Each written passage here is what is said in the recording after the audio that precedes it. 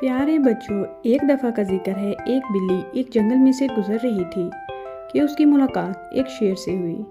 شیر نے جب دبلی پتلی بلی کو دیکھا تو کہنے لگا، بلی خالہ، تمہاری شکل و صورت تو بالکل میرے جیسی ہے، لیکن قد بہت چھوٹا ہے، آخر اس کی وجہ کیا ہے؟ بلی نے جواب دیا، بھانجے، میں تیرے ہی خاندان سے تعلق رکھتی ہوں، لیکن انسان کے چنگل میں پھنس کر اپنا یہ حال کر لیے ہے۔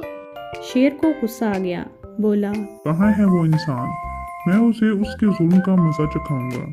بلی نے جواب دیا، میں تمہیں انسان سے ملا تو سکتی ہوں، لیکن وہ بہت ہی چالاک اور عقل مند ہے، تم اسے کوئی سزا نہ دے سکو گے۔ شیر نے کہا، ہاں، تم فکر نہ کرو، مجھے اس سے ملا دو۔ بلی شیر کو آبادی کی طرف لے چلی۔ راستے میں انہیں ایک لکڑہارا نظر آیا۔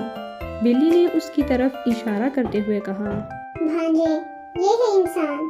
شیر نے اسے روک لیا، بولا، اگر انسان تم ہی ہو تو یہ جان لو میں تم سے جنگ کرنے آیا ہوں۔ لکڑہارے نے ہنس کر کہا، بے وقوف شیر، کیا تیرا دماغ خراب ہو گیا ہے؟ کیا بلی نے تجھے یہ نہیں بتایا کہ میں کس قدر خوفناک ہوں؟ شیر اپنی بات پر اڑا رہا، بولا، تم جنگ کرو، میں دیکھنا چاہتا ہوں کہ تم کتنے خوفناک ہو۔ لکڑہارے نے دور سے اپنی کٹیا کی طرف اشارہ کرتے ہوئے کہا، بہت اچھا، تم یہی ٹھہرو، میں یہ لکڑی کا گٹھا اپنی کٹیا میں رکھ کر واپس آتا ہوں۔ شیر نے کہا، شوق سے رکھو، میں انتظار کروں گا۔ لکڑہارا کہنے لگا، لیکن مجھے خطرہ ہے کہ تم میرے جاتے ہی بھاگ جاؤ گے۔ شیر نے جواب دیا، واہ، یہ کس طرح ہو سکتا ہے؟ میں تم سے خود ہی لڑنے آیا ہوں۔ لکڑہارا کہنے لگا، مجھے تو بس ایک ہی طرح اطمینان ہو سکتا ہے، میں تمہیں قید کر لوں تاکہ تم یہاں سے فرار نہ ہو جاؤ۔ شیر نے سادگی سے جواب دیا، تم اپنا اطمینان کرنے کے لیے مجھے قید کر سکتے ہو۔ لکڑہارے نے شیر کو قید کر لیا اور اس سے کہنے لگا کہ اب میں تمہیں کسی مداری یا سرکس والے کو بیچ دوں گا۔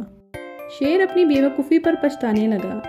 بلی شیر سے کہنے لگی، بھانجے، میں نے تمہیں پہلے ہی بتایا تھا کہ انسان بہت چالاک اور عقل مند ہے، لیکن تم نے میری نہ سنی اور ہوش کی بجائے جوش سے کام لیا۔